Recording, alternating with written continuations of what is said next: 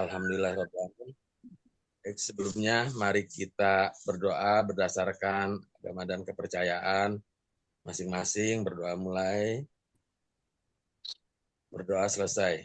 Baik, rekan-rekan atau teman-teman semua, ya di sini ada Ibu Pinky, Ibu Ina, Ibu Nesa, Ibu Pak Putu, Pak Agus, dan Ibu Lisa. Di sini saya akan memaparkan mata kuliah pengantar akuntansi. Baik, sebelumnya saya akan memberikan aturan. Biasanya saya selalu aturan main dalam rangka proses pembelajaran dengan kami. Ada contohnya seperti daftar kehadiran, terus tugas, UTS dan UAS. Nah, ada tambahan lagi buat kami itu adalah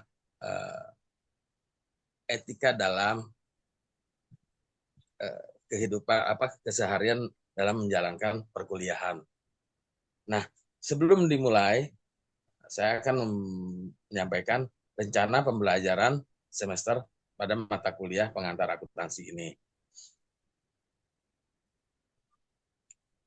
Di sini ada CPL dan CPMK, yang mana CPL dan CPMK ini akan menggambarkan capaian pembelajaran pada rekan-rekan semua dalam mempelajari mata kuliah pengantar akuntansi ini.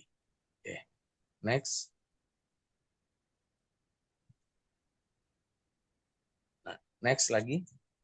Next. Oke. Adapun isi dalam perkuliahan pengantar akuntansi ini adalah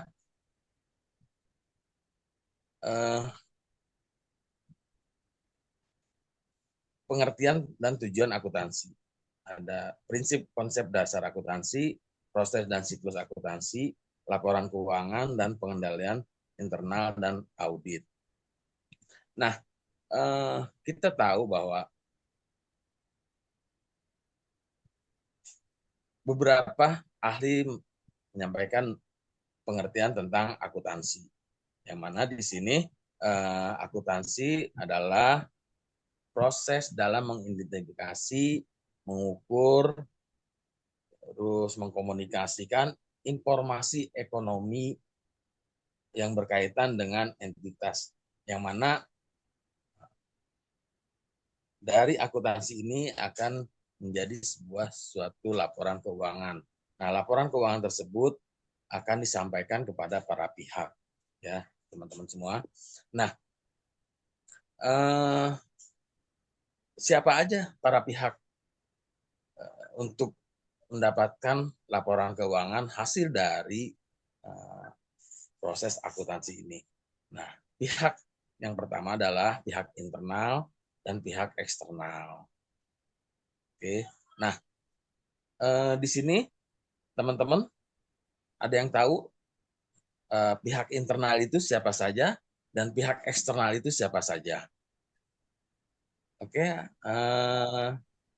Bu Ina atau Pak Agus? Oke, oke saya jelaskan ya. Pihak internal itu disampaikan untuk direktur, ya, manajer, terus karyawan. Ya. Nah, pihak eksternal ada untuk investor, terus kreditor, pemerintah. Ya. Nah,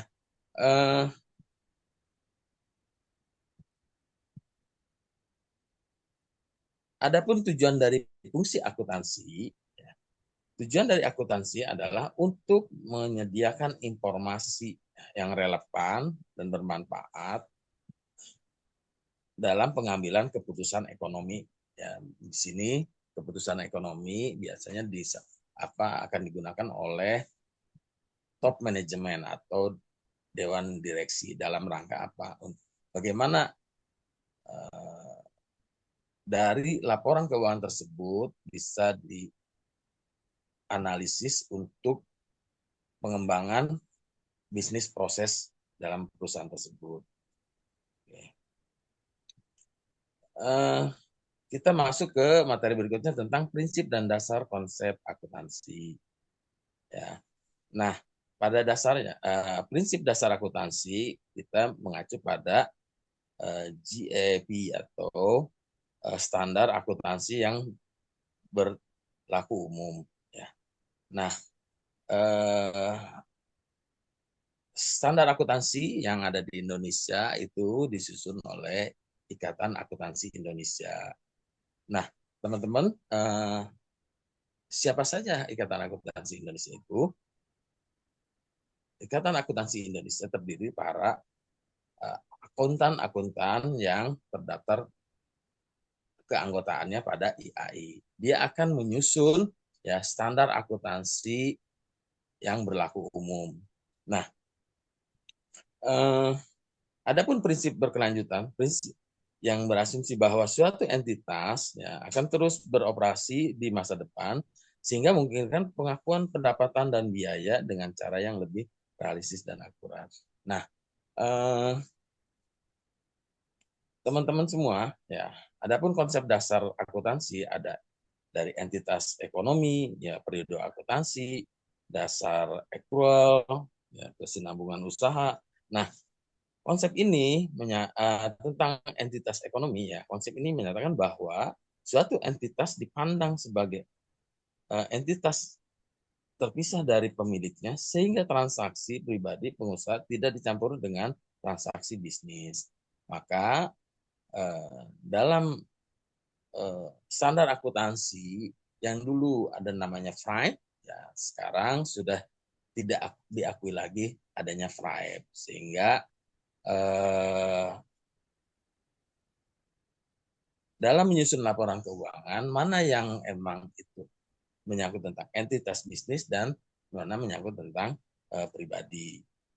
Adapun periode akuntansi yaitu ada 1 tahun akuntansi, 1 periode akuntansi mulai dari Januari hingga Desember, awal 1 Januari sampai dengan 31 Desember. Nah, dasar accrual ya, yang mana pengakuan pendapatan dan biaya pada saat terjadinya transaksi ada dalam metode pencatatan ada accrual basis, ada cash basis. Ya. Nah, kesinambungan usaha, konsep kesinambungan usaha mengasumsi bahwa perusahaan akan terus beroperasi dalam waktu dekat yang mempengaruhi cara pelaporan aset dan kewajiban laporan di laporan keuangan. Oke, selanjutnya kita masuk ke proses dan siklus akuntansi. Nah, proses akuntansi, pencatatan transaksi, yang mana proses mencatat setiap transaksi keuangan yang terjadi, baik penerimaan maupun pengeluaran, yang menjadi dasar bagi laporan keuangan. Penggolongan dan ikhtiar, makanya dalam proses penyusunan laporan keuangan itu ada beberapa jenis menyusun laporan keuangan. Apa jenis laporan keuangan? Ada namanya laporan laba rugi, ada neraca, ada laporan perubahan modal, ada laporan arus kas dan catatan atas laporan keuangan. Baik, rekan-rekan, kita selanjutnya ada siklus akuntansi, ada dari jurnal umum, buku besar, neraca saldo, ya. Nah, adapun ya ini ada contoh ya, contoh laporan arus kas pada PT Jaya Purnama. Nah, mana di sini laba bersih, ada aktivitas investasi, ada investasi pendanaan, ada kenaikan kas. Ya. Lanjut, kita masuk ke pengendalian internal dan audit. Ya. Nah, tujuan pengendalian internal adalah untuk memastikan bahwa laporan keuangan akurat dan kepatuhan terhadap hukum dan peraturan, serta efisiensi operasional yang optimal dalam organisasi. Ya, sangat penting ya pengendalian internal ini, sehingga laporan keuangan tersebut relevan dengan transaksi-transaksi yang sebenarnya. Adapun komponen pengendalian internal, ya, komponen pengendalian internal mencakup lingkungan pengendalian, penilaian risiko, aktivitas pengendalian informasi dan komunikasi. Terakhir, ya, untuk lebih singkatnya, ada tugas ya untuk dikerjakan di minggu depan. Nah, tugasnya sebagai berikut ya. Tugas boleh kelompok ya. Di sini ada berapa? Ada 6. Baik, kita buat 3 kelompok, 1 kelompok 2 orang. Demikian ya presentasi yang bisa saya sampaikan. Mohon maaf sebelumnya jika banyak kekurangan. Saya akhiri dengan lafaz hamdalah, alhamdulillahirrabbilalamin, wabillahi taufiq wal hidayah, wassalamualaikum warahmatullahi wabarakatuh. Terima kasih, Prof. Ya, sama-sama Pak Saiful. Oke. Baik, terima kasih Pak Saiful. Kepada Prof. Johannes dipersilakan. Baik, terima kasih Bu Kurniasi, Bu Kurnia. Pak Saiful Haq ya sudah tampil dengan materi pengantar akuntansi. Sedikit sangat terurai ya dari materi-materinya. Kemudian tahapan-tahapan pembelajaran ya. Mungkin ke depan kalau Bapak nanti membuat real teaching itu ada contoh-contoh ininya Pak ya. Misalnya tentang akuntansi ada gradasi segala macam. Contohnya seperti apa? Kalau kita menilai satu aset, mana contoh ininya konkret gitu. Mungkin menambah selain Baik, narasi yang ada di dalam PowerPoint Bapak tadi. baik, Sehingga realnya itu seperti apa ya, cara kerja akuntansi itu ya. Nah, baik, mungkin baik, nanti di real teaching Bapak tampilkan, meskipun nanti tidak dengan saya ya. baik, Syukur-syukur dengan saya dapat saya lihat kontinuitas dari materi ini ke dalam bentuk real teaching. Baik, baik. itu saja mungkin ya Bu ya, Bu Kurnia. Kita boleh ya? Belum habis waktu kita stop ini. Oke, Bismillahirrahmanirrahim. Assalamualaikum warahmatullahi wabarakatuh. Alhamdulillah kita menjalankan puji syukur kepada Allah Subhanahu Wa Taala. Kita masih kesehatan untuk bisa di sini. Maka kita selesaikan tentang RPS, rencana pembelajaran semester.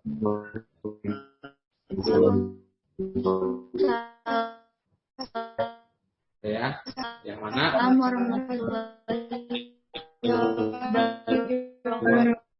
rencana pembelajaran semester kepabeanan ini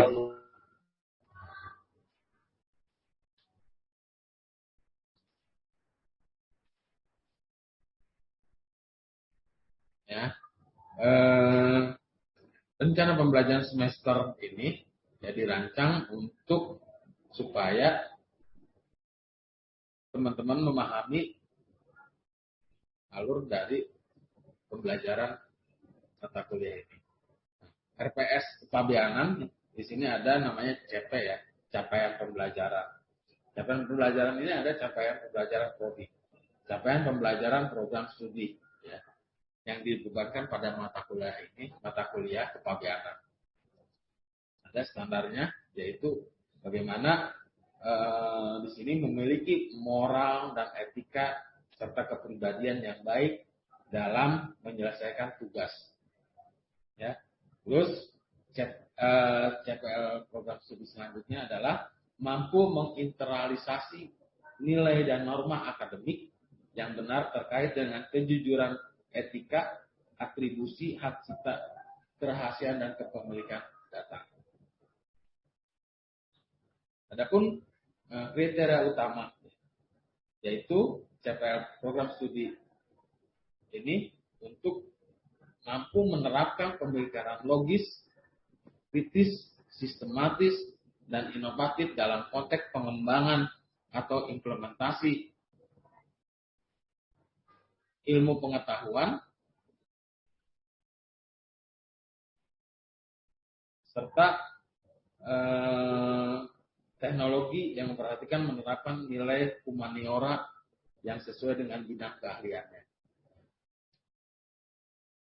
Terus kriteria utama yang kedua, mampu menunjukkan kinerja mandiri, bermutu dan terukur. Selanjutnya, adapun CPMK atau capaian pembelajaran mata kuliah. Di sini CPMK-nya yang pertama, mahasiswa mampu memahami konsep-konsep perdagangan internasional dan kepabeanan. Terus CPMK keduanya, mahasiswa mampu memahami struktur organisasi Departemen Ekspor Impor. Terus CPMK yang ketiga, mahasiswa dapat menjelaskan permasalahan yang dihadapi oleh eksportir maupun importir. Eksportir dan importir pemula, yang mana di sini dibutuhkan pemahaman dari setiap kegiatan kepabeanan tersebut. Adapun CPMK keempat, mahasiswa dapat menjelaskan manfaat kegiatan ekspor dan impor bagi pengusaha, pemerintah, dan masyarakat. CPMK kelima, mahasiswa dapat menjelaskan peran masing-masing para pihak yang terlibat dalam kegiatan ekspor dan impor. CPMK yang keenam, mahasiswa dapat membaca dan menafsirkan terminologi perdagangan luar negeri yang tertera dalam dokumen ekspor dan impor. CPMK ketujuh, mahasiswa dapat menjelaskan ketentuan pidana, pembinaan pegawai dan masyarakat. Nah, dalam kajian-kajian materi ini, mata kuliah, ada namanya Organizing for Export and Import Operation, atau pengorganisasian untuk operasi ekspor impor. Ada Exporting Preliminary Consideration atau mengekspor, pertimbangan awal, alasan dan keuntungan. Adapun perizinan dalam ekspor dan impor. Sales kontraknya, perjanjian ekspor dan impor, dokumen dan perjanjian ekspor impor, dokumen kepabeanan, dan dokumen instansi terkait ekspor dan impor. Nah, RPS ini disampaikan agar supaya kegiatan proses belajar mengajar bisa berjalan baik dan lancar. Adapun dari RPS tersebut rencana pembelajaran dalam mata kuliah kepabeanan. Minggu pertama, pertemuan pertama, ada overview dan kontrak pembelajaran kepabeanan dan bea cukai. Ini ada bahan kajiannya, konsep dasar kepabeanan bea dan cukai. Pengenalan perdagangan internasional, konteks kepabeanan, memahami sejarah dan pengertian serta konsep perdagangan internasional. Untuk pertemuan berikutnya, yaitu menjelaskan dasar terjadi perdagangan internasional dan posisi perdagangan Indonesia. Terus menjelaskan konsep kepabeanan, kawasan kepabeanan, dan daerah pabean.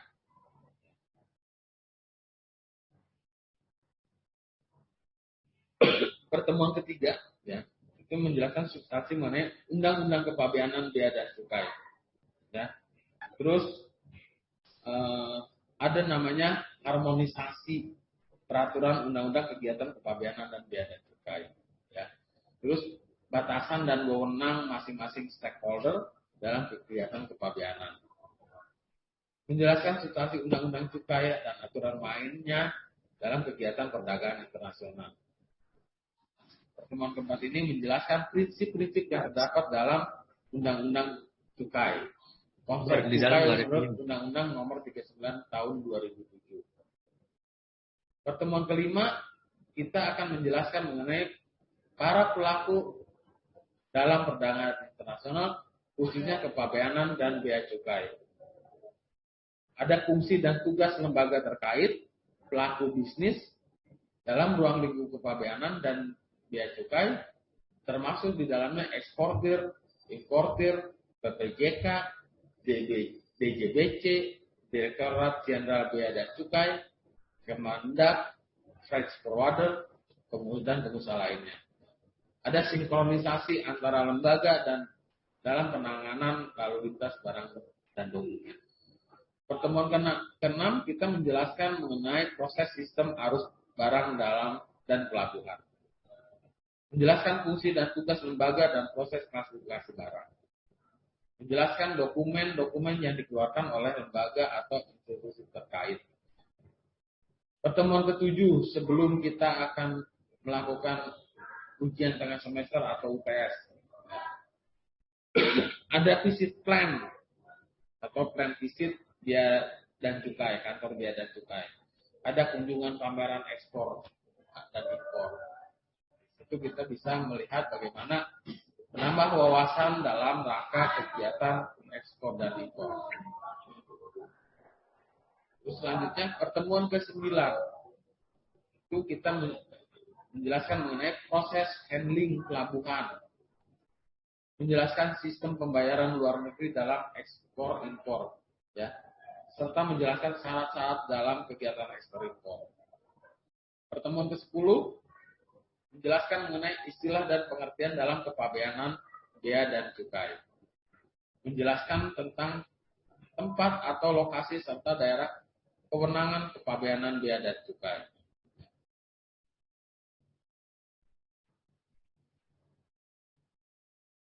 Pertemuan ke-11 yaitu menjelaskan mengenai jenis-jenis pajak, ya, nilai pajak, ketentuan pajak, pungutan lain yang berkaitan dengan transaksi ekspor impor. Menjelaskan macam pajak dan perbedaannya dari PPH, PPN, PPNBM, ada PNBT, ada SSPCP, ya.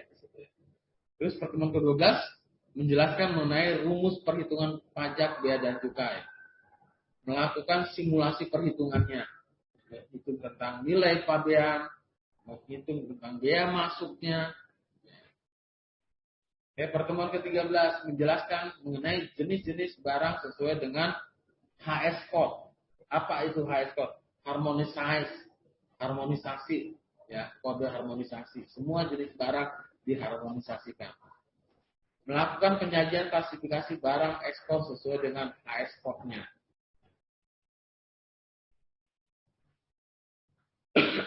Pertemuan ke-14 menjelaskan manfaat dan kegunaan IT dalam National Single Window. Melakukan praktek dalam meningkatkan pemahaman akan NSW atau National Single Windows. Ya. Setelah itu Anda masuk ke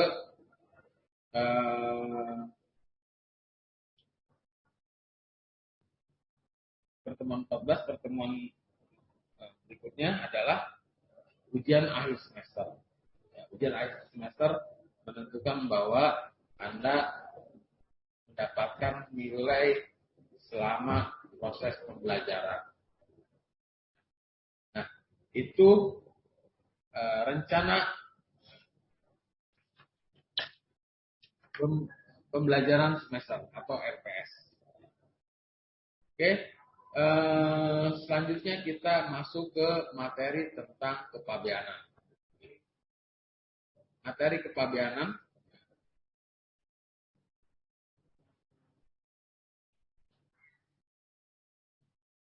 oke. Yang mana kepabeanan itu adalah dalam rangka pengawasan arus lalu lintas barang dari dan dalam kawasan pabean. Sebelum memasuki lebih jauh tentang kepabeanan, pasti apa yang terjadi sebelum adanya kepabeanan? Jadi adanya perdagangan internasional. Ya, sejak diterapkannya teori Adam Smith yang memperkenalkan konsep supply and demand atau penawaran dan permintaan ya, dalam teori fundamental yang digunakan para pakar ekonomi yang sekarang ini banyak dikembangkan model-model terbaru. Ya. Maka sesuai dengan pengertiannya, penawaran adalah jumlah yang diajukan oleh produsen yang mau dan mampu untuk menyediakan dan atau menjual barang dengan harga yang telah ditentukan. Sedangkan permintaan adalah jumlah produk di mana pembeli mampu dan bersedia membeli dengan harga yang akan disepakati oleh masing-masing pihak.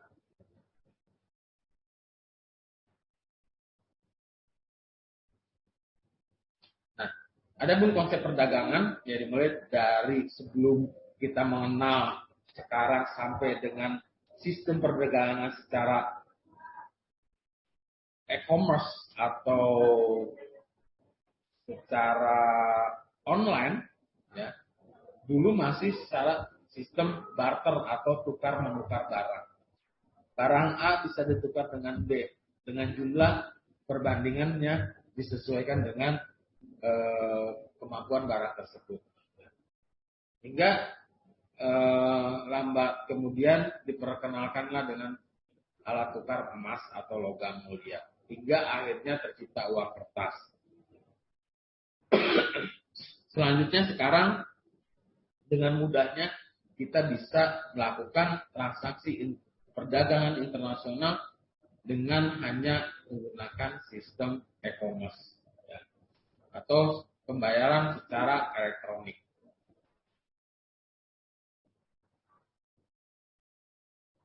Nah, ada model teori perdagangan menggunakan Ricardian model. Model ini fokusnya pada kemampuan komparatif pembandingan ya yang merupakan konsep penting dalam teori perdagangan internasional, di mana negara atau setiap negara mempunyai spesialisasi untuk memproduk barang-barang terbaik yang dapat dihasilkan. Contohnya Jerman, dia dapat menghasilkan kendaraan mewah, contohnya Mercedes-Benz. Kita bisa memproduksi barang kendaraan yang modelnya harga terjangkau. Terus ada lain lagi ya, dengan dia memproduksi barang-barang terbaik yang dihasilkan negaranya. Terus ada model teori perdagangan dengan model Eskel-Ohlin model. Teori ini sering disebut dengan revolusi marginal karena mencakup suatu pergeseran penekanan dari hal-hal yang menjadi perhatian ekonomi klasik mengenai sumber-sumber kekayaan dan kebahagiaan antara sumber daya manusia, pemilik tanah, dan pemilik modal ke arah suatu studi tentang prinsip-prinsip yang mengatur pengalokasian sumber-sumber secara optimal. Nah, dalam rangka kegiatan kepabeanan dengan konsep kepabeanan, ya, yang mana kepabeanan adalah segala sesuatu yang berhubungan dengan pengawasan atas lalu lintas barang yang masuk atau keluar daerah pabean serta pemungutan bea masuk dan bea keluar. Anda akan bisa mengetahui mana yang ada dalam daerah pabean maupun luar daerah pabean. Kalau seumpama Anda dalam kegiatan kepabeanan, jadi menyangkut tentang kegiatan ekspor dan impor, yang mana ekspor adalah kegiatan lalu lintas barang dari luar daerah pabean menuju dalam daerah pabean. Nah, sebaliknya, kegiatan impor adalah dalam rangka kegiatan impor adalah arus lalu lintas barang dari luar daerah pabean masuk ke dalam daerah pabean. Dan kegiatan ekspor adalah lalu lintas barang dari dalam daerah pabean menuju luar daerah pabean. Itu harus dipahami oleh teman-teman sekalian. Nah, ada Adapun daerah pabean adalah wilayah Republik Indonesia yang meliputi wilayah darat, perairan, ruang udara di atasnya, serta tempat-tempat tertentu di zona ekonomi eksklusif dan landasan kontinen. Itu merupakan daerah pabean, yang mana setiap kegiatan yang ada di dalam tersebut diawasi oleh Direktorat Jenderal Bea dan Cukai. Oke, zona ekonomi eksklusif Republik Indonesia. Wilayah-wilayah yang dalam undang-undang internasional yang masih dalam cakupan wilayah Indonesia.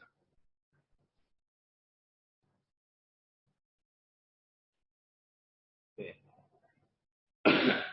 Kawasan pabean. Ya. Kawasan dengan batas-batas tertentu di pelabuhan laut, bandar udara, atau tempat lain yang ditetapkan untuk lalu lintas barang yang sepenuhnya berada di bawah pengawasan Direktorat Jenderal Bea dan Cukai. Daerah pabean mana? Kawasan pabean, kawasan yang dalam proses pengawasan DJBC atau Direktorat Jenderal Bea dan Cukai. Nah, adapun dalam daerah pabean itu ada kawasan pabean, ada kawasan bebas, ada namanya TPB, tempat penimbunan pabean, ada tempat penimbunan berikat, nah, itu ada pos pengawasan. Nah, kewajiban pabean adalah semua kegiatan yang wajib dilakukan untuk memenuhi ketentuan di bidang kepabeanan. Ada penyerahan pemberitahuan pabean, ada pelunasan dalam rangka pemungutan negara, ya, dari bea masuknya, PPN-nya, PPH-nya, PPNBM, PNBP, SSTCP yang tadi saya sampaikan. Kantor pabean, daerah pabean adalah kantor di lingkungan Direktorat Jenderal Bea dan Cukai sebagai tempat untuk pemenuhan kewajiban kepabeanan. Pemberitahuan pabean, pernyataan yang dibuat oleh orang dalam rangka melaksanakan kewajiban pabean dalam bentuk dan syarat yang ditetapkan. Ada pengangkutannya, ada dalam rangka kegiatannya, impor atau ekspornya. Adapun pemberitahuan RKSP, rencana kedatangan sarana pengangkutan. Ya, di sini harus disampaikan, ya, kebutuhan-kebutuhan dalam rangka kedatangan sarana pengangkutan. Adapun pemberitahuan manifest, ya, dalam rangka pembongkaran suatu barang diserahkan manifestnya untuk mengetahui barang-barang yang akan dilakukan proses pembongkaran. Saat impor, ya, barang yang dimasukkan ke dalam daerah pabean diperlakukan sebagai barang impor dan tertuang bea masuknya. Keberadaan impor barang ada diserahkan pemberitahuan pabean dengan proses pembayaran bea masuknya, pemberitahuan pabean dengan jaminan, dokumen pelengkap kepabeanan dan jaminannya. Saat ekspor, ya. Jadi barang yang telah dimuat di sarana pengangkutan untuk dikeluarkan dari daerah pabean dianggap telah diekspor, ya, diperlakukan sebagai barang ekspor. Nah, pemberitahuan ekspor ini ada barangnya, terus dilakukan proses pemberitahuan kepabeanannya, ada pengecualian atas barang yang tidak harus dilaporkan adalah barang pribadi penumpang, awak sarana pengangkutnya, kelintas batas, barang kiriman sampai jumlah tertentu, ya. Berapa nilai yang tidak dikenakan bea masuk atau bea keluar sesuai dengan ketentuan perundang-undangan dari Peraturan Menteri Keuangan.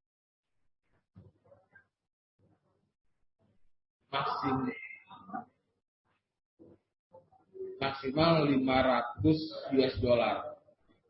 Jadi kalau semua barang tersebut tidak dikenakan bea masuk adalah batasnya 500 US dollar. Kalau lebih dari 500 US dollar akan dikenakan biaya masuk.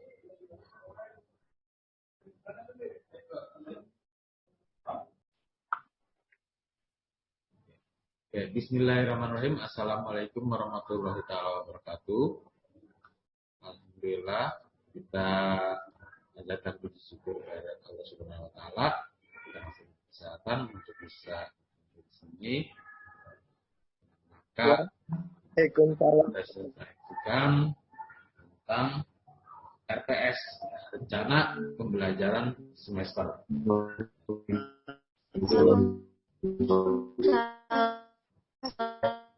Ya, yang mana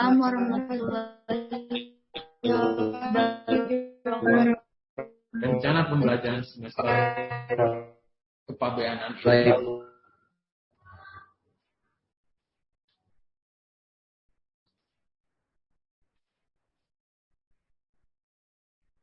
ya, rencana pembelajaran semester ini ya dirancang untuk supaya teman-teman memahami alur dari pembelajaran mata kuliah ini. RPS kepabeanan di sini ada namanya CP ya, capaian pembelajaran. Capaian pembelajaran ini ada capaian pembelajaran prodi, capaian pembelajaran program studi ya, yang dibebankan pada mata kuliah ini, mata kuliah kepabeanan.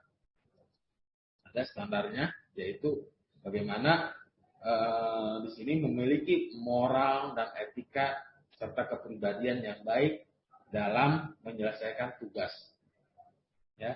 Terus CPL program studi selanjutnya adalah mampu menginternalisasi nilai dan norma akademik yang benar terkait dengan kejujuran etika, atribusi, hak cipta, kerahasiaan dan kepemilikan data. Adapun kriteria utama yaitu CPL program studi ini untuk mampu menerapkan pemikiran logis, kritis, sistematis, dan inovatif dalam konteks pengembangan atau implementasi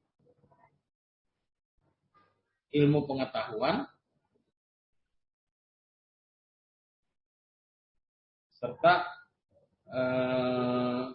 teknologi yang memperhatikan menerapkan nilai humaniora yang sesuai dengan bidang keahliannya.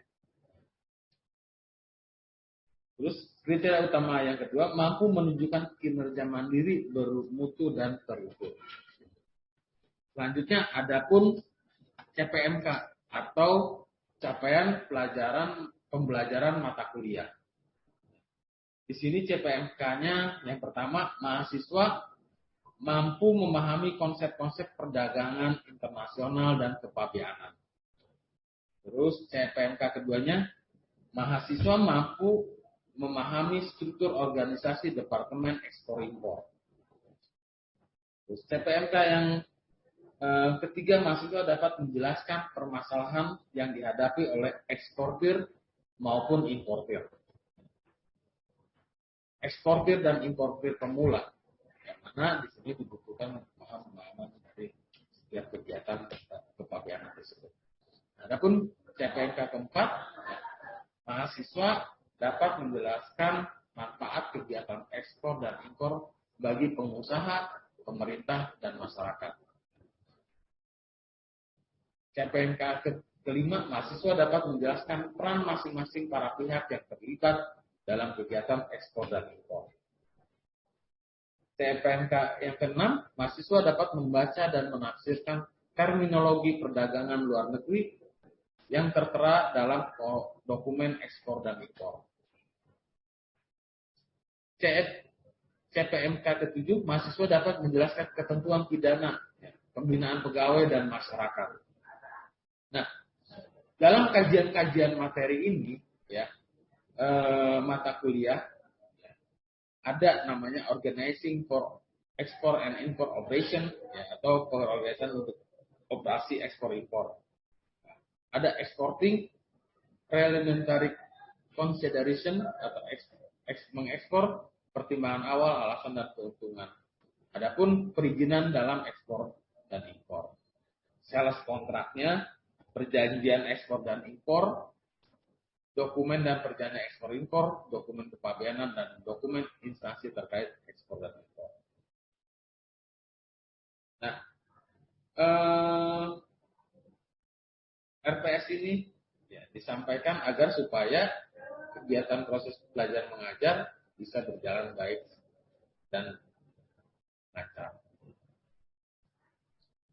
Adapun ya dari RPS tersebut rencana pembelajaran, ya, rencana pembelajaran dalam mata kuliah kepabeanan. Minggu pertama, pertemuan pertama, ada overview dan kontrak pembelajaran kepabeanan dan bea cukai. Ini ada bahan kajiannya, konsep dasar kepabeanan bea dan cukai. Pengenalan perdagangan internasional, konteks kepabeanan, memahami sejarah dan serta konsep perdagangan internasional. Untuk pertemuan berikutnya, yaitu menjelaskan dasar terjadi perdagangan internasional dan posisi perdagangan Indonesia. Terus menjelaskan konsep kepabeanan, kawasan kepabeanan, dan daerah pabean.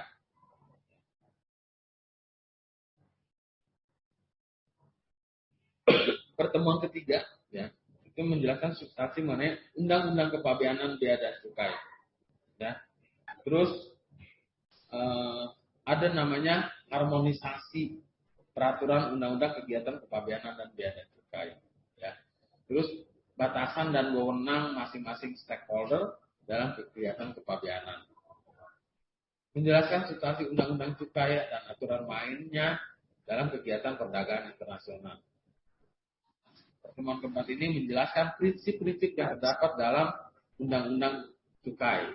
Konsep cukai menurut Undang-Undang Nomor 39 Tahun 2007.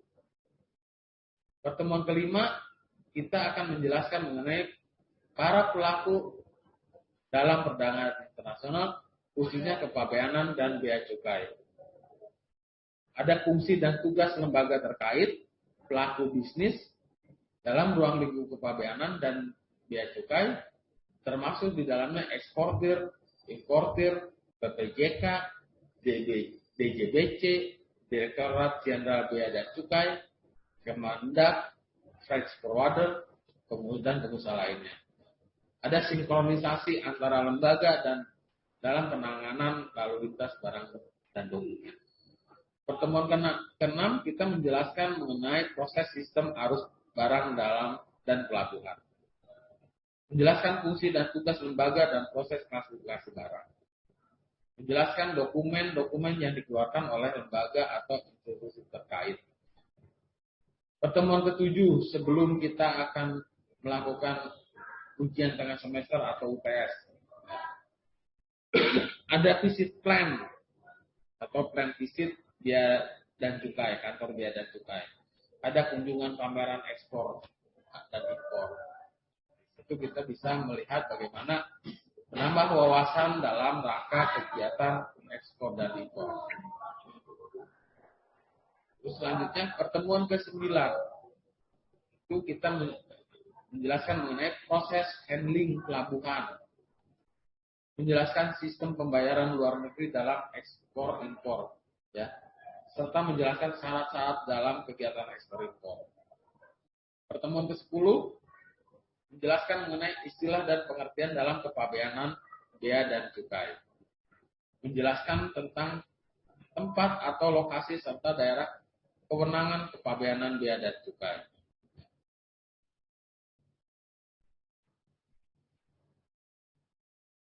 Pertemuan ke-11 yaitu menjelaskan mengenai jenis-jenis pajak, ya, nilai pajak, ketentuan pajak, pungutan lain yang berkaitan dengan transaksi ekspor impor. Menjelaskan macam pajak dan perbedaannya dari PPH, PPN, PPNBM, ada PNBT, ada SSPCP, ya. Terus pertemuan ke-12 menjelaskan mengenai rumus perhitungan pajak bea dan cukai. Melakukan simulasi perhitungannya. Hitung tentang nilai pabean, menghitung tentang bea masuknya, Pertemuan ke-13 menjelaskan mengenai jenis-jenis barang sesuai dengan HS code. Apa itu HS code? Harmonisasi, ya, kode harmonisasi. Semua jenis barang diharmonisasikan.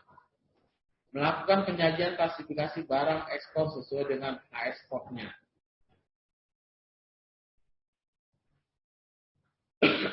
Pertemuan ke-14 menjelaskan manfaat dan kegunaan IT dalam National Single Window. Melakukan praktek dalam meningkatkan pemahaman akan NSW atau National Single Windows. Ya. Setelah itu, Anda masuk ke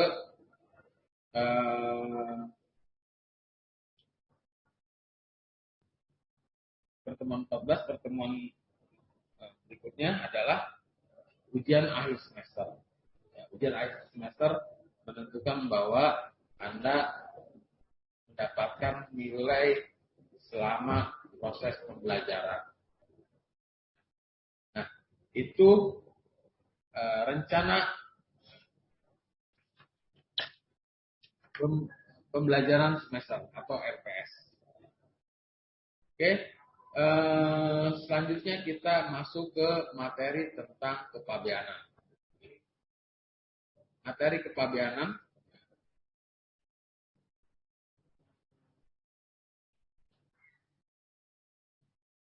Oke.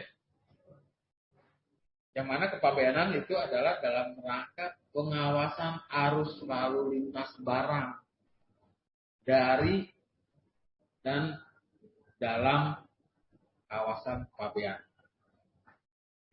Sebelum memasuki lebih jauh tentang kepabeanan, pasti apa yang terjadi sebelum adanya kepabeanan?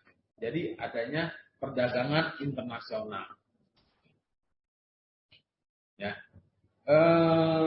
Sejak diterapkannya teori Adam Smith yang memperkenalkan konsep supply and demand atau penawaran dan permintaan dalam teori fundamental yang digunakan para pakar ekonomi yang sekarang ini banyak dikembangkan model-model terbaru. Ya. Maka sesuai dengan pengertiannya, penawaran adalah jumlah yang diajukan oleh produsen yang mau dan mampu untuk menyediakan dan atau menjual barang dengan harga yang telah ditentukan. Sedangkan permintaan adalah jumlah produk di mana pembeli mampu dan bersedia membeli dengan harga yang akan disepakati oleh masing-masing pihak.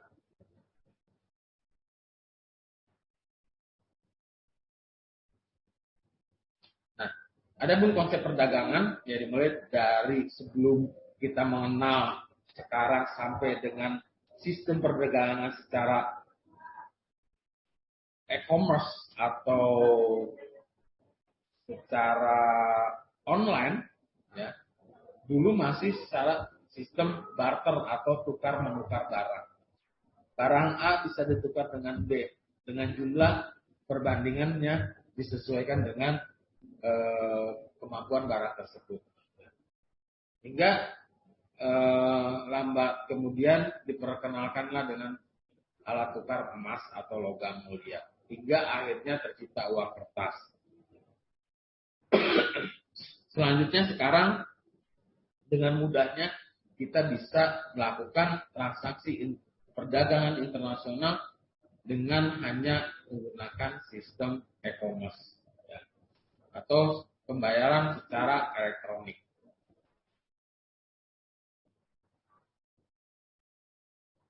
Nah, ada model teori perdagangan menggunakan Ricardian model. Model ini fokusnya pada kemampuan komparatif, pembandingan, ya, yang merupakan konsep penting dalam teori perdagangan, di mana negara atau setiap negara mempunyai spesialisasi untuk memproduk barang-barang terbaik yang dapat dihasilkan. Contohnya Jerman, dia dapat menghasilkan kendaraan mewah, contohnya Mercedes-Benz. Jepang bisa memproduksi barang kendaraan yang modelnya harga terjangkau. Terus ada lain lagi ya, dengan dia memproduksi barang-barang terbaik yang dihasilkan negaranya. Terus ada model teori perdagangan dengan model Eschol-Ohlin model. Teori ini sering disebut dengan revolusi marginal karena mencakup suatu pergeseran penekanan dari hal-hal yang menjadi perhatian ekonomi klasik mengenai sumber-sumber kekayaan dan kebagian antara sumber daya manusia, pemilik tanah, dan pemilik modal ke arah suatu studi tentang prinsip-prinsip yang mengatur pengalokasian sumber-sumber secara optimal. Nah, dalam rangka kegiatan kepabeanan dengan konsep kepabeanan, ya, yang mana kepabeanan adalah segala sesuatu yang berhubungan dengan pengawasan atas lalu lintas barang yang masuk atau keluar daerah pabean, serta pemungutan bea masuk dan bea keluar. Anda akan bisa mengetahui mana yang ada dalam daerah pabean maupun luar daerah pabean. Kalau seumpama Anda dalam kegiatan kepabeanan, ini menyangkut tentang kegiatan ekspor dan impor, yang mana ekspor adalah kegiatan lalu lintas barang dari luar daerah pabean menuju dalam daerah pabean. Nah, sebaliknya, kegiatan impor adalah dalam rangka kegiatan impor adalah arus lalu lintas barang dari luar daerah pabean masuk ke dalam daerah pabean. Dan kegiatan ekspor adalah lalu lintas barang dari dalam daerah pabean menuju luar daerah pabean. Itu harus dipahami oleh teman-teman sekalian. Nah, adapun daerah pabean adalah wilayah Republik Indonesia yang meliputi wilayah darat, perairan, ruang udara di atasnya, serta tempat-tempat tertentu di zona ekonomi eksklusif dan landasan kontinen. Itu merupakan daerah pabean, yang mana setiap kegiatan yang ada di dalam tersebut diawasi oleh Direktorat Jenderal Bea dan Cukai. Oke, zona ekonomi eksklusif Republik Indonesia. Wilayah-wilayah yang dalam undang-undang internasional yang masih dalam cakupan wilayah Indonesia.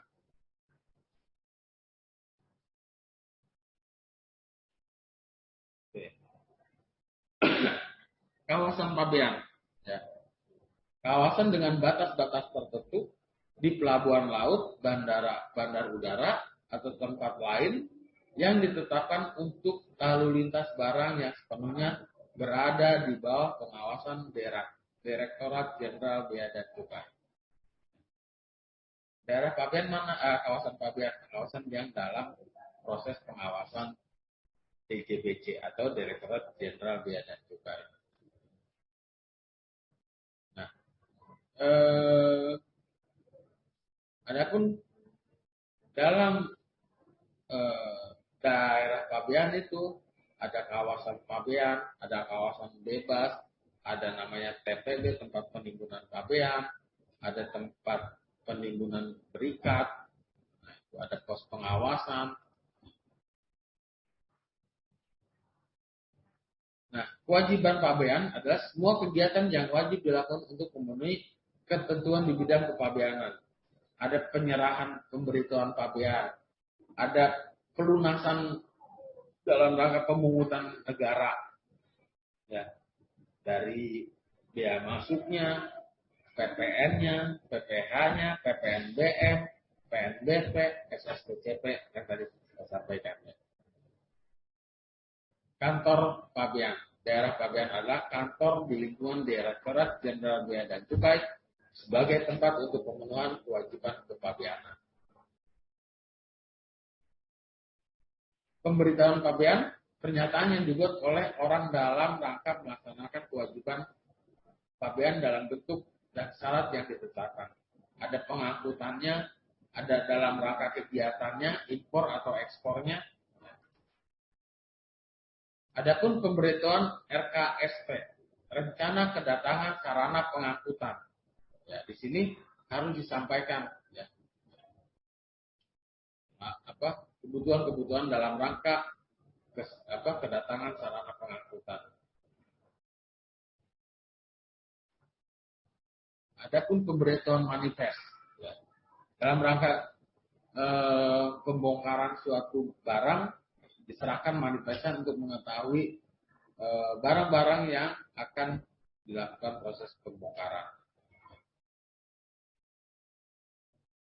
Saat impor, ya, barang yang dimasukkan ke dalam daerah pabean diperlakukan sebagai barang impor dan tertuang bea masuknya.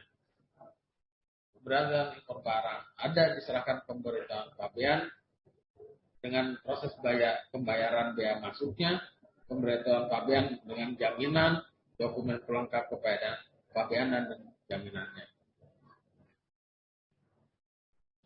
Saat ekspor, ya. Jadi barang yang telah dimuat di sarana pengangkutan untuk dikeluarkan dari daerah pabean dianggap telah diekspor, ya, diperlakukan sebagai barang ekspor. Nah, pemberitahuan ekspor ini ada barangnya, terus dilakukan proses pemberitahuan kepabeanannya, ada pengecualian atas barang yang tidak harus dilaporkan adalah barang pribadi penumpang, awak sarana pengangkutnya, pelintas batas, barang kiriman sampai jumlah tertentu. Ya. Berapa nilai yang tidak dikenakan bea masuk atau bea keluar sesuai dengan ketentuan perundang-undangan dari Peraturan Menteri Keuangan.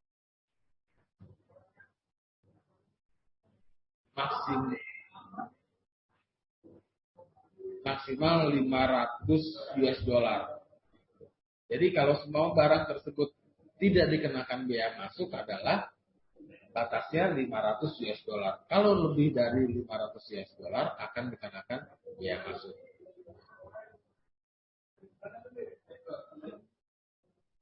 Alhamdulillah. Sebelumnya mari kita berdoa berdasarkan agama dan kepercayaan masing-masing. Berdoa mulai. Berdoa selesai. Baik.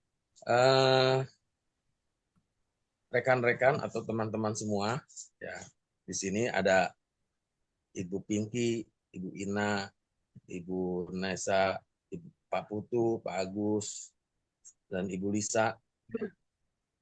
Di sini saya akan memaparkan mata kuliah pengantar akuntansi. Baik. Sebelumnya saya akan memberikan aturan, biasanya saya selalu aturan main dalam rangka proses pembelajaran dengan kami. Ada contohnya seperti kehadiran, terus tugas, UTS dan UAS. Nah, ada tambahan lagi buat kami itu adalah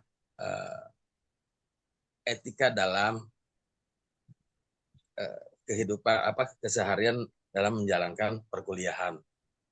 Nah, sebelum dimulai, saya akan menyampaikan rencana pembelajaran semester pada mata kuliah pengantar akuntansi ini. Di sini ada CPL dan CPMK, yang mana CPL dan CPMK ini akan menggambarkan capaian pembelajaran pada rekan-rekan semua dalam mempelajari mata kuliah pengantar akuntansi ini. Oke, next. Nah, next lagi. Next. Oke. Adapun isi dalam perkuliahan pengantar akuntansi ini adalah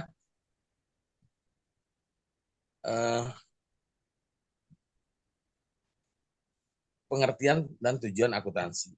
Ada prinsip konsep dasar akuntansi, proses dan siklus akuntansi, laporan keuangan, dan pengendalian internal dan audit. Nah, kita tahu bahwa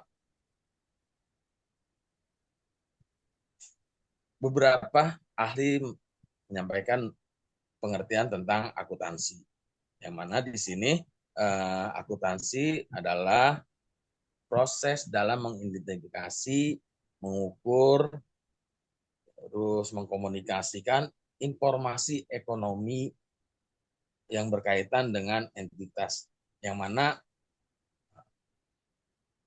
dari akuntansi ini akan menjadi sebuah suatu laporan keuangan. Nah, laporan keuangan tersebut akan disampaikan kepada para pihak, ya teman-teman semua. Nah, siapa aja para pihak untuk mendapatkan laporan keuangan hasil dari proses akuntansi ini? Nah, pihak yang pertama adalah pihak internal dan pihak eksternal.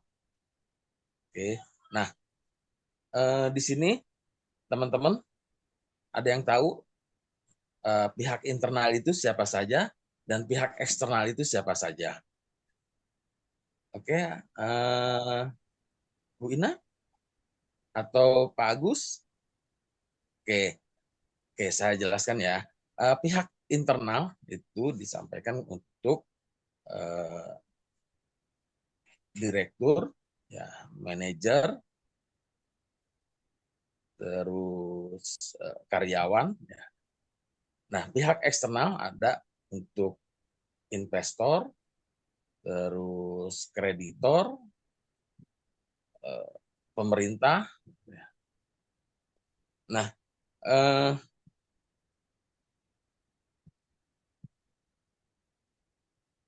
adapun tujuan dari fungsi akuntansi, tujuan dari akuntansi adalah untuk menyediakan informasi yang relevan dan bermanfaat dalam pengambilan keputusan ekonomi.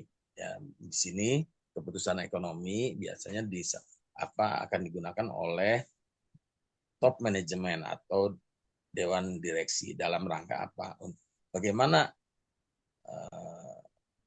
dari laporan keuangan tersebut bisa dianalisis untuk pengembangan bisnis proses dalam perusahaan tersebut. Oke. Kita masuk ke materi berikutnya tentang prinsip dan dasar konsep akuntansi. Ya. Nah, pada dasarnya prinsip dasar akuntansi kita mengacu pada GAAP atau standar akuntansi yang berlaku umum. Ya. Nah, standar akuntansi yang ada di Indonesia itu disusun oleh Ikatan Akuntansi Indonesia. Nah, teman-teman, siapa saja Ikatan Akuntansi Indonesia itu? Ikatan Akuntansi Indonesia terdiri para akuntan-akuntan yang terdaftar keanggotaannya pada IAI. Dia akan menyusun ya standar akuntansi yang berlaku umum. Nah, adapun prinsip berkelanjutan, prinsip yang berasumsi bahwa suatu entitas ya, akan terus beroperasi di masa depan sehingga memungkinkan pengakuan pendapatan dan biaya dengan cara yang lebih realistis dan akurat. Nah, teman-teman semua, ya, adapun konsep dasar akuntansi ada dari entitas ekonomi, ya periode akuntansi, dasar akrual, ya, kesinambungan usaha. Nah, konsep ini tentang entitas ekonomi, ya, konsep ini menyatakan bahwa suatu entitas dipandang sebagai entitas terpisah dari pemiliknya sehingga transaksi pribadi pengusaha tidak dicampur dengan transaksi bisnis. Maka dalam standar akuntansi yang dulu ada namanya FRIPE, ya sekarang sudah tidak diakui lagi adanya FRIPE, sehingga dalam menyusun laporan keuangan mana yang emang itu menyangkut tentang entitas bisnis dan mana menyangkut tentang pribadi.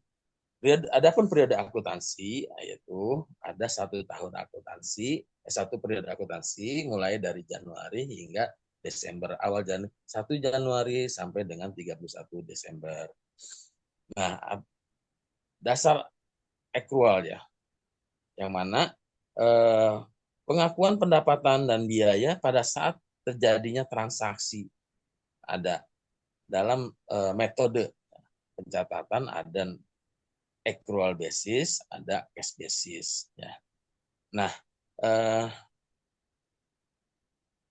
kesinambungan usaha, konsep kesinambungan usaha mengasumsi bahwa perusahaan akan terus beroperasi dalam waktu dekat yang mempengaruhi cara pelaporan aset dan kewajiban laporan di laporan keuangan. Oke, selanjutnya kita masuk ke proses dan siklus akuntansi. Nah, proses akuntansi, pencatatan transaksi, yang mana proses mencatat setiap transaksi keuangan yang terjadi, baik penerimaan maupun pengeluaran, yang menjadi dasar bagi laporan keuangan. Penggolongan dan ikhtiar, makanya dalam proses penyusunan laporan keuangan itu ada beberapa jenis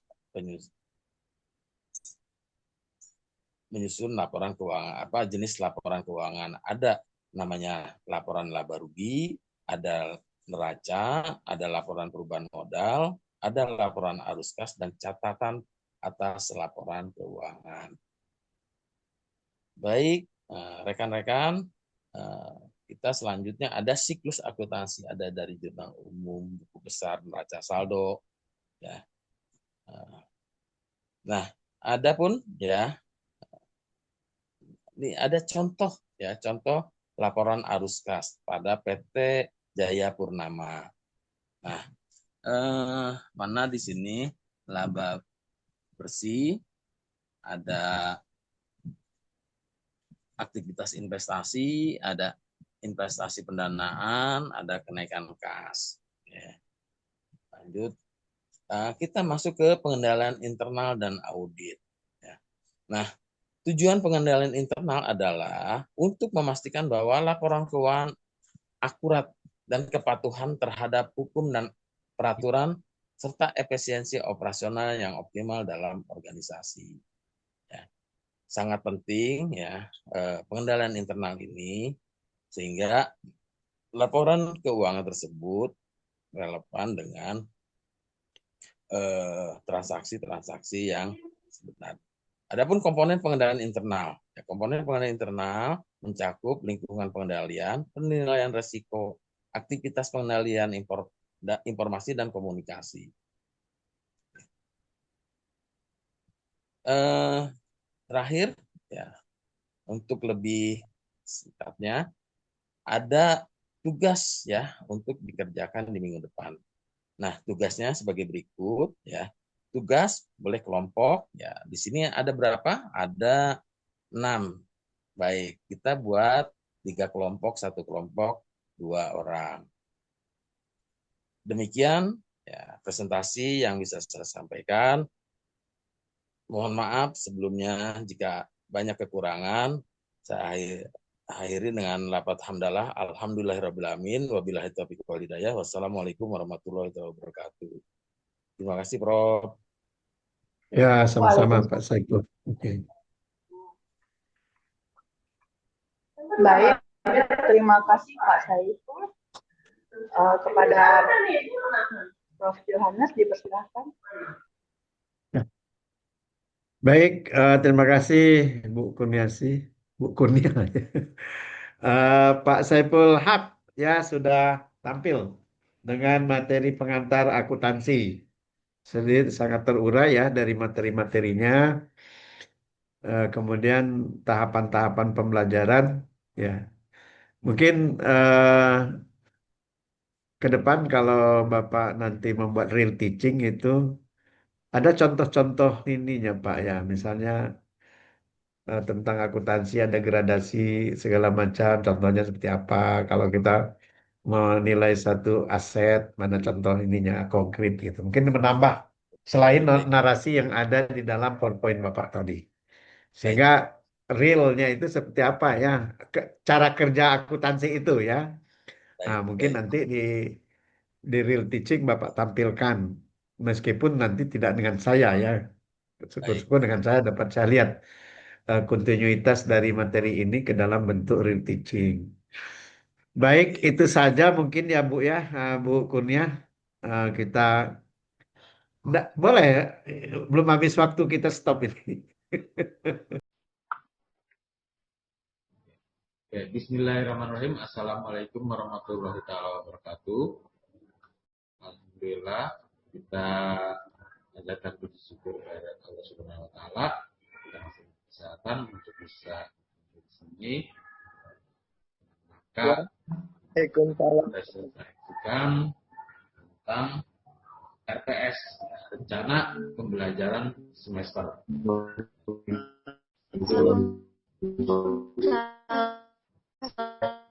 Ya, yang mana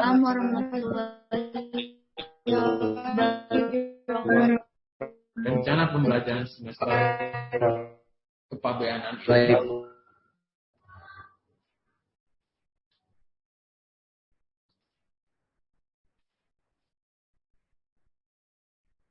ya, rencana pembelajaran semester ini ya dirancang untuk supaya teman-teman memahami alur dari pembelajaran mata kuliah ini. RPS kepabeanan di sini ada namanya CP ya, capaian pembelajaran. Capaian pembelajaran ini ada capaian pembelajaran prodi, capaian pembelajaran program studi ya, yang dibebankan pada mata kuliah ini, mata kuliah kepabeanan. Ada standarnya, yaitu bagaimana di sini memiliki moral dan etika serta kepribadian yang baik dalam menyelesaikan tugas. Ya. Terus CPL program studi selanjutnya adalah mampu menginternalisasi nilai dan norma akademik yang benar terkait dengan kejujuran etika, atribusi, hak cipta, kerahasiaan dan kepemilikan data. Adapun kriteria utama yaitu CPL program studi ini untuk mampu menerapkan pemikiran logis, kritis, sistematis, dan inovatif dalam konteks pengembangan atau implementasi ilmu pengetahuan serta teknologi yang memperhatikan menerapkan nilai humaniora yang sesuai dengan bidang keahliannya. Terus kriteria utama yang kedua, mampu menunjukkan kinerja mandiri, bermutu dan terukur. Selanjutnya adapun CPMK atau capaian pembelajaran mata kuliah. Di sini CPMK-nya yang pertama, mahasiswa mampu memahami konsep-konsep perdagangan internasional dan kepabeanan.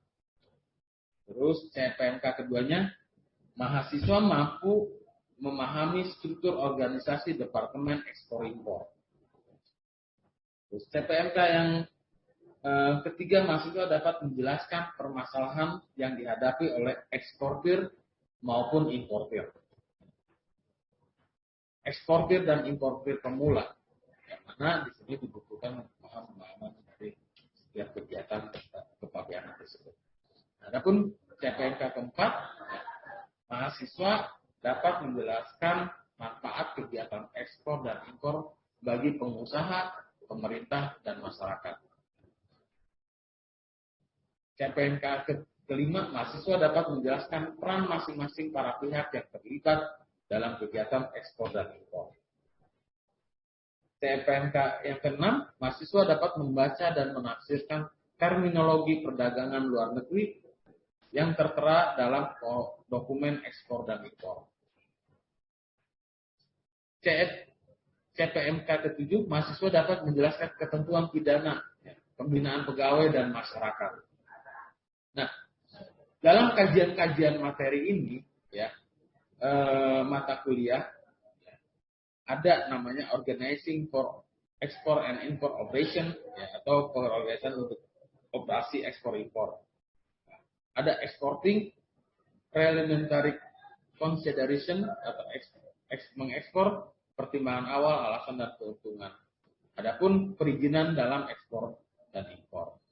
Sales kontraknya, perjanjian ekspor dan impor, dokumen dan perjanjian ekspor impor, dokumen kepabeanan dan dokumen instansi terkait ekspor dan impor. Nah, RPS ini ya, disampaikan agar supaya kegiatan proses belajar mengajar bisa berjalan baik dan lancar. Adapun ya dari RPS tersebut rencana pembelajaran, ya, rencana pembelajaran dalam mata kuliah kepabeanan. Minggu pertama, pertemuan pertama, ada overview dan kontrak pembelajaran kepabeanan dan bea cukai. Ini ada bahan kajiannya, konsep dasar kepabeanan bea dan cukai. Pengenalan perdagangan internasional, konteks kepabeanan, memahami sejarah dan pengetahuan serta konsep perdagangan internasional. Untuk pertemuan berikutnya, yaitu menjelaskan dasar terjadi perdagangan internasional dan posisi perdagangan Indonesia. Terus menjelaskan konsep kepabeanan, kawasan kepabeanan dan daerah pabean.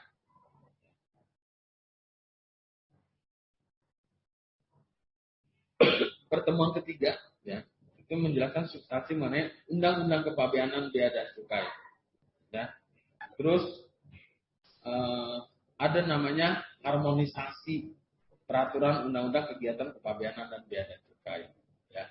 Terus batasan dan wewenang masing-masing stakeholder dalam kegiatan kepabeanan.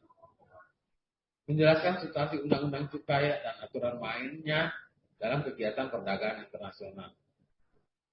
Pertemuan keempat ini menjelaskan prinsip-prinsip yang terdapat dalam Undang-Undang Cukai. Konsep cukai menurut Undang-Undang Nomor 39 Tahun 2007. Pertemuan kelima, kita akan menjelaskan mengenai para pelaku dalam perdagangan internasional, khususnya kepabeanan dan bea cukai.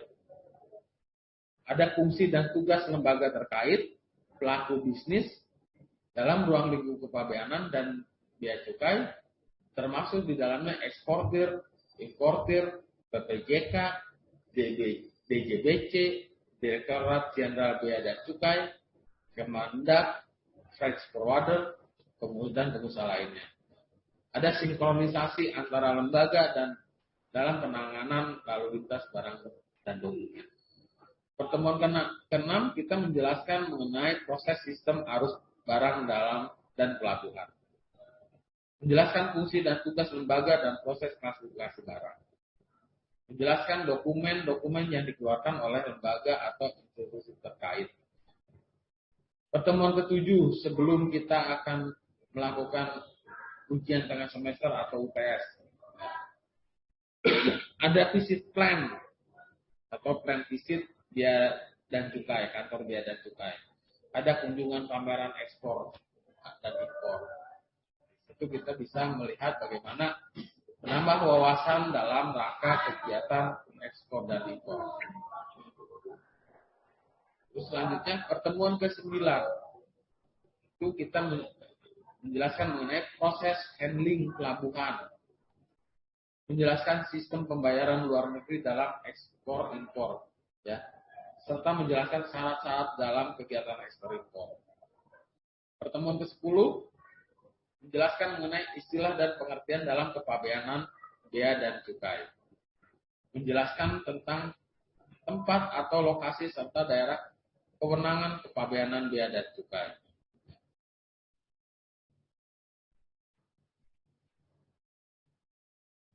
Pertemuan ke-11 yaitu menjelaskan mengenai jenis-jenis pajak, ya, nilai pajak, ketentuan pajak, pungutan lain yang berkaitan dengan transaksi ekspor impor. Menjelaskan macam pajak dan perbedaannya dari PPH, PPN, PPNBM, ada PNBT, ada SSPCP, ya. Terus pertemuan ke-12 menjelaskan mengenai rumus perhitungan pajak bea dan cukai. melakukan simulasi perhitungannya, hitung tentang nilai pabean, menghitung tentang biaya masuknya. Pertemuan ke-13 menjelaskan mengenai jenis-jenis barang sesuai dengan HS code. Apa itu HS code? Harmonisasi, ya, kode harmonisasi. Semua jenis barang diharmonisasikan. Melakukan penyajian klasifikasi barang ekspor sesuai dengan HS code-nya.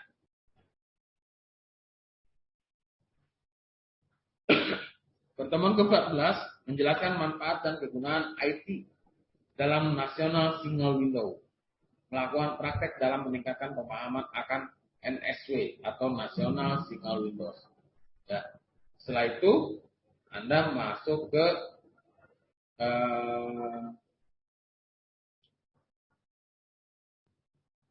pertemuan 14. Pertemuan berikutnya adalah ujian akhir semester.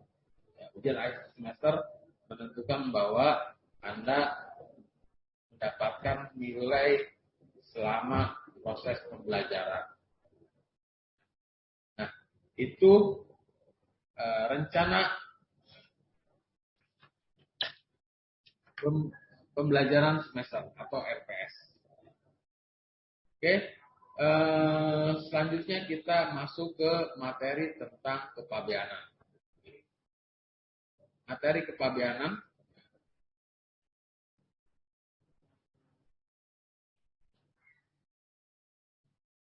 Oke. Yang mana kepabeanan itu adalah dalam rangka pengawasan arus lalu lintas barang dari dan dalam kawasan pabean. Sebelum memasuki lebih jauh tentang kepabeanan, pasti apa yang terjadi sebelum adanya kepabeanan? Jadi adanya perdagangan internasional. Ya. Sejak diterapkannya teori Adam Smith yang memperkenalkan konsep supply and demand atau penawaran dan permintaan dalam teori fundamental yang digunakan para pakar ekonomi yang sekarang ini banyak dikembangkan model-model terbaru. Ya.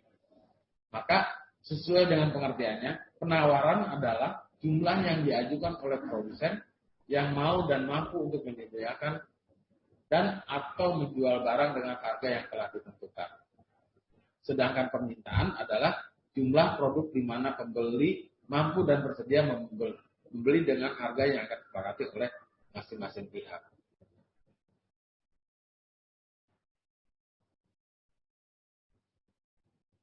Nah, adapun konsep perdagangan ya dimulai dari sebelum kita mengenal sekarang sampai dengan sistem perdagangan secara e-commerce atau secara online, ya, dulu masih secara sistem barter atau tukar menukar barang. Barang A bisa ditukar dengan B dengan jumlah perbandingannya disesuaikan dengan kemampuan barang tersebut. Hingga lambat kemudian diperkenalkanlah dengan alat tukar emas atau logam mulia. Hingga akhirnya tercipta uang kertas. Selanjutnya sekarang dengan mudahnya kita bisa melakukan transaksi perdagangan internasional dengan hanya menggunakan sistem e-commerce ya, atau pembayaran secara elektronik.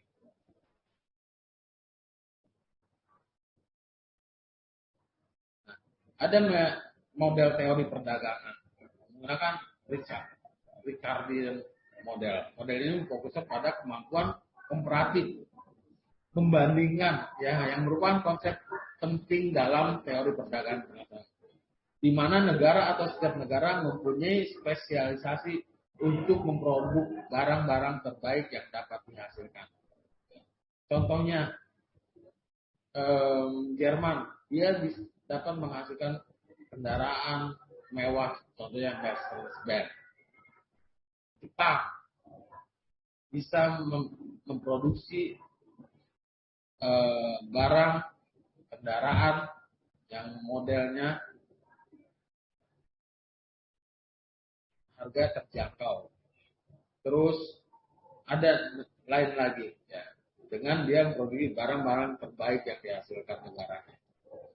Terus ada model teori perdagangan dengan model Eschol-Ohlin model. Teori ini sering disebut dengan revolusi marginal karena mencakup suatu pergeseran penekanan dari hal-hal yang menjadi perhatian ekonomi klasik mengenai sumber-sumber kekayaan dan kebagian antara sumber daya manusia, pemilik tanah, dan pemilik modal ke arah suatu studi tentang prinsip-prinsip yang mengatur pengalokasian sumber-sumber secara optimal.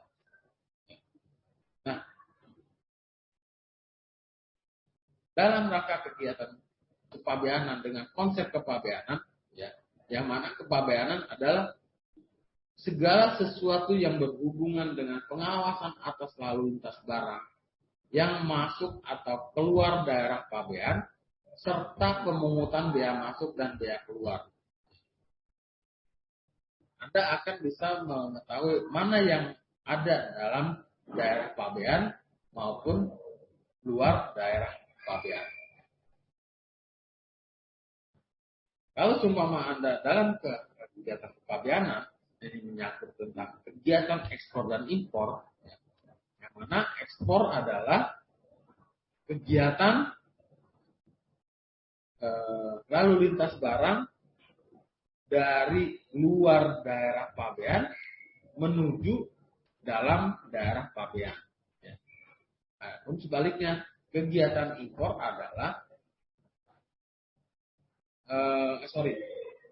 dalam rangka kegiatan impor adalah arus lalu lintas barang dari luar daerah pabean masuk ke dalam daerah pabean. Dan kegiatan ekspor adalah lalu lintas barang dari dalam daerah pabean menuju luar daerah pabean. Itu harus dipahami oleh teman-teman sekalian.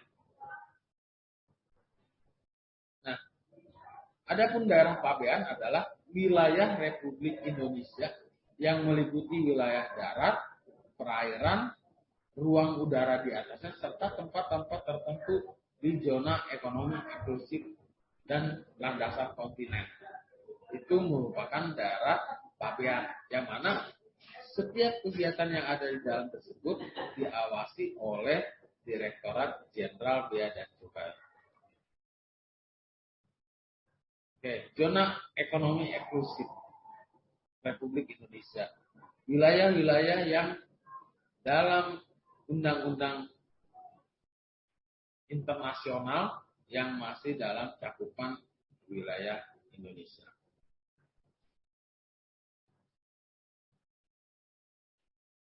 Oke. Kawasan pabean. Ya. Kawasan dengan batas-batas tertentu di pelabuhan laut, bandar udara, atau tempat lain yang ditetapkan untuk lalu lintas barang yang sepenuhnya berada di bawah pengawasan Direktorat Jenderal Bea dan Cukai. Daerah pabean mana? Kawasan pabean, kawasan yang dalam proses pengawasan DJBC atau Direktorat Jenderal Bea dan Cukai. Nah, adapun dalam daerah pabean itu ada kawasan pabean, ada kawasan bebas, ada namanya TPB, tempat penimbunan pabean, ada tempat penimbunan berikat, nah, itu ada pos pengawasan. Nah, kewajiban pabean adalah semua kegiatan yang wajib dilakukan untuk memenuhi ketentuan di bidang kepabeanan. Ada penyerahan pemberitahuan pabean, ada pelunasan dalam rangka pemungutan negara, ya, dari biaya masuknya, PPN-nya, PPH-nya, PPNBM, PNBP, SSBCP yang tadi saya sampaikan. Kantor pabean, daerah pabean adalah kantor di lingkungan Direktorat Jenderal Bea dan Cukai sebagai tempat untuk pemenuhan kewajiban kepabeanan.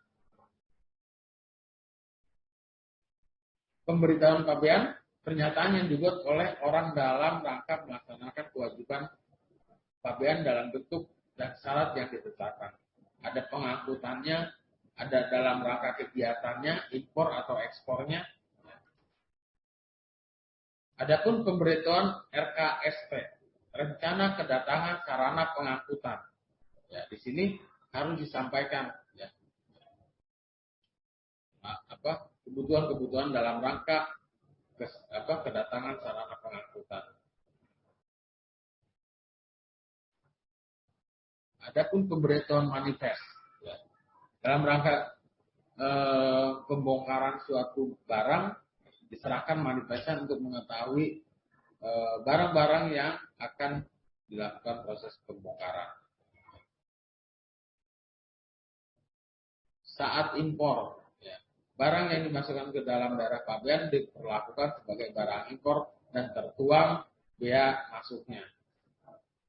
Keberadaan impor barang ada diserahkan pemberitahuan pabean dengan proses pembayaran bea masuknya, pemberitahuan pabean dengan jaminan, dokumen pelengkap pabean dan jaminannya.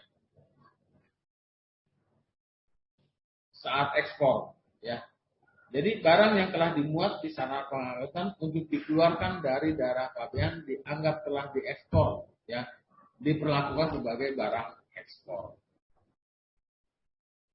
Nah, pemberitahuan ekspor ini ada barangnya, terus dilakukan proses pemberitahuan kepabeanannya, ada pengecualian atas barang yang tidak harus dilaporkan adalah barang pribadi penumpang, awak sarana pengangkutnya, pelintas batas, barang kiriman sampai jumlah tertentu. Ya. Berapa nilai yang dikenakan, tidak dikenakan bea masuk atau bea keluar sesuai dengan ketentuan perundang-undangan dari Peraturan Menteri Keuangan.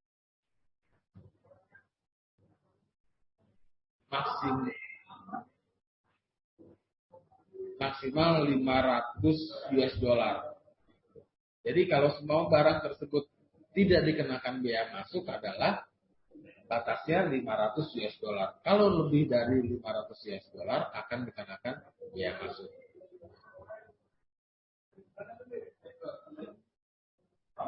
Alhamdulillah. Sebelumnya mari kita berdoa berdasarkan agama dan kepercayaan masing-masing. Berdoa mulai. Berdoa selesai. Baik. Rekan-rekan atau teman-teman semua, ya, di sini ada Ibu Pinky, Ibu Ina, Ibu Nesa, Pak Putu, Pak Agus, dan Ibu Lisa. Di sini saya akan memaparkan mata kuliah pengantar akuntansi. Baik. Sebelumnya saya akan memberikan aturan, biasanya saya selalu aturan main dalam rangka proses pembelajaran dengan kami. Ada contohnya seperti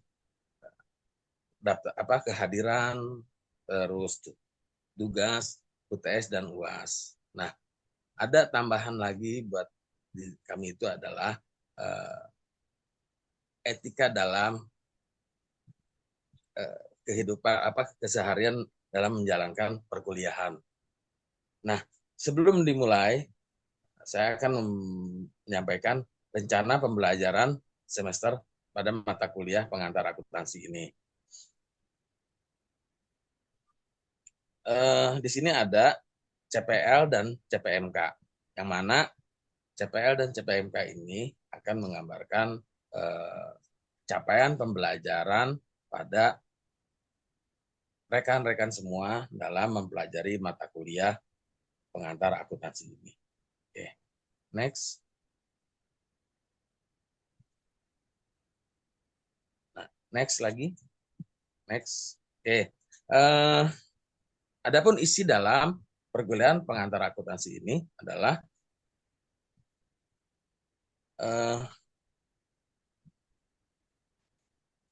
pengertian dan tujuan akuntansi. Ada prinsip konsep dasar akuntansi, proses dan siklus akuntansi, laporan keuangan, dan pengendalian internal dan audit. Nah, kita tahu bahwa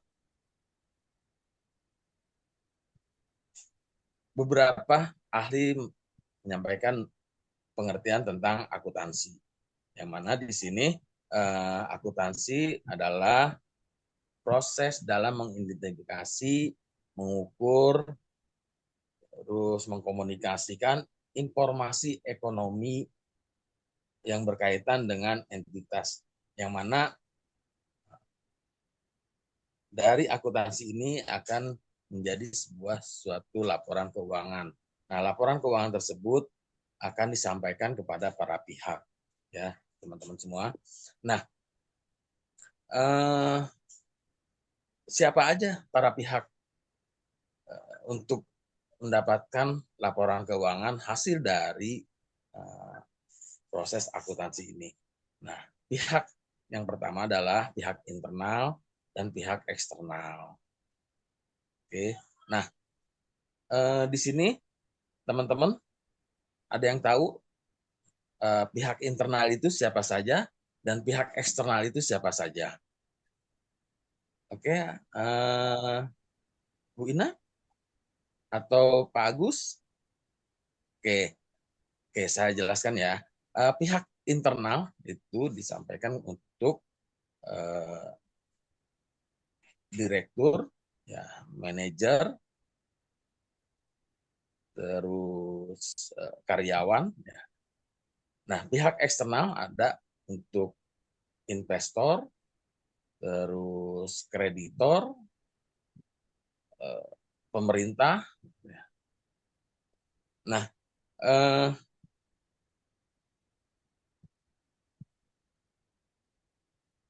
adapun tujuan dari fungsi akuntansi, tujuan dari akuntansi adalah untuk menyediakan informasi yang relevan dan bermanfaat dalam pengambilan keputusan ekonomi.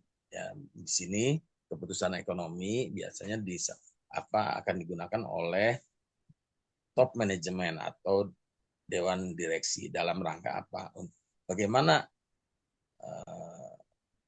dari laporan keuangan tersebut bisa dianalisis untuk pengembangan bisnis proses dalam perusahaan tersebut. Oke. Kita masuk ke materi berikutnya tentang prinsip dan dasar konsep akuntansi. Ya. Nah, pada dasarnya prinsip dasar akuntansi kita mengacu pada GAAP atau standar akuntansi yang berlaku umum. Ya. Nah, standar akuntansi yang ada di Indonesia itu disusun oleh Ikatan Akuntansi Indonesia. Nah, teman-teman, siapa saja Ikatan Akuntansi Indonesia itu? Ikatan Akuntansi Indonesia terdiri para akuntan-akuntan yang terdaftar keanggotaannya pada IAI. Dia akan menyusun ya standar akuntansi yang berlaku umum. Nah, adapun prinsip berkelanjutan, prinsip yang berasumsi bahwa suatu entitas ya, akan terus beroperasi di masa depan sehingga memungkinkan pengakuan pendapatan dan biaya dengan cara yang lebih realistis dan akurat. Nah, teman-teman semua, ya, adapun konsep dasar akuntansi ada dari entitas ekonomi, ya periode akuntansi, dasar akrual, ya, kesinambungan usaha.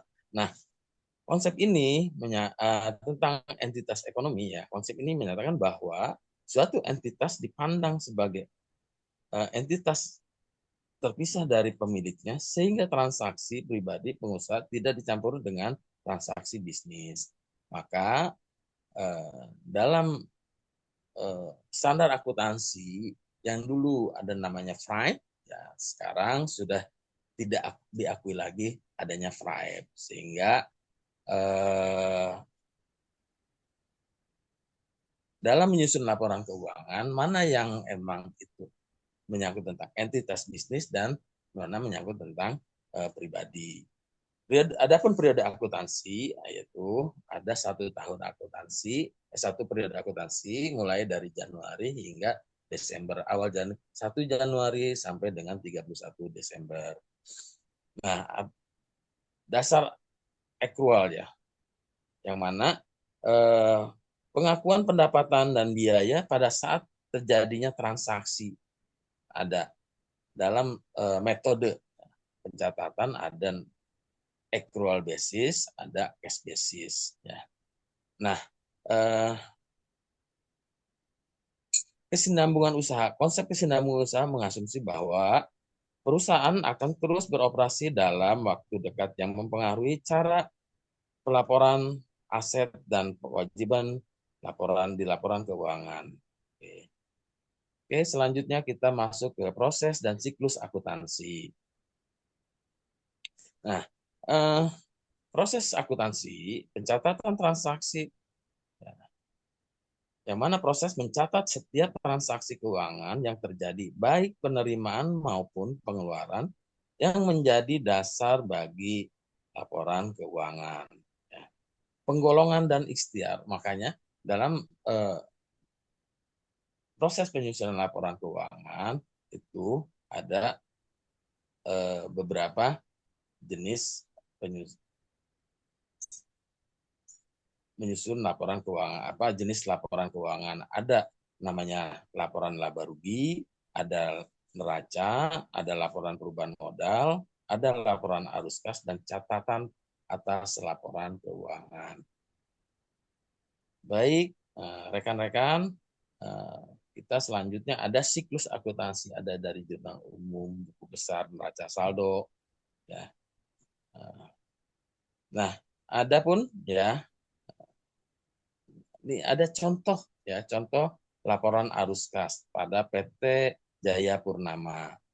Nah, mana di sini laba bersih, ada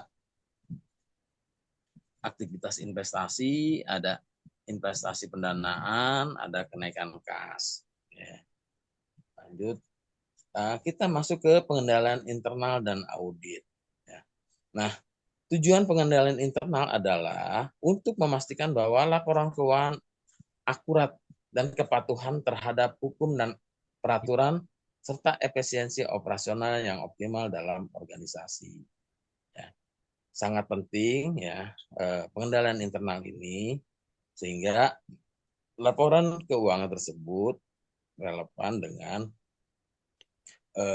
transaksi-transaksi yang sebenarnya. Adapun komponen pengendalian internal, komponen pengendalian internal mencakup lingkungan pengendalian, penilaian risiko, aktivitas pengendalian informasi dan komunikasi. Terakhir, ya, untuk lebih singkatnya, ada tugas ya untuk dikerjakan di minggu depan. Nah, tugasnya sebagai berikut ya. Tugas boleh kelompok ya. Di sini ada berapa? Ada 6. Baik, kita buat 3 kelompok, 1 kelompok, 2 orang. Demikian ya presentasi yang bisa saya sampaikan. Mohon maaf sebelumnya jika banyak kekurangan. Saya akhiri dengan lafaz hamdalah, alhamdulillahirrabbilalamin, wabillahi taufiq wal hidayah, wassalamualaikum warahmatullahi wabarakatuh. Terima kasih, Prof. Ya, sama-sama Pak Saiful. Oke. Baik, terima kasih Pak Saiful. Kepada Prof. Johannes dipersilahkan. Baik, terima kasih Bu Kurniasi, Bu Kurnia. Pak Saiful Haq ya sudah tampil dengan materi pengantar akuntansi. Jadi sangat terurai ya dari materi-materinya. Kemudian tahapan-tahapan pembelajaran ya. Mungkin ke depan kalau Bapak nanti membuat real teaching itu ada contoh-contoh ininya Pak ya. Misalnya tentang akuntansi ada gradasi segala macam. Contohnya seperti apa? Kalau kita menilai satu aset, mana contoh ininya konkret gitu. Mungkin menambah Selain Baik, narasi yang ada di dalam PowerPoint Bapak tadi. baik, Sehingga realnya itu seperti apa ya, cara kerja akuntansi itu ya. Nah, baik, mungkin baik, nanti di real teaching Bapak tampilkan, meskipun nanti tidak dengan saya ya. baik. Syukur-syukur dengan saya dapat saya lihat kontinuitas dari materi ini ke dalam bentuk real teaching. Baik, Oke. itu saja mungkin ya Bu ya, Bu Kurnia. Kita boleh ya? Belum habis waktu kita stop ini.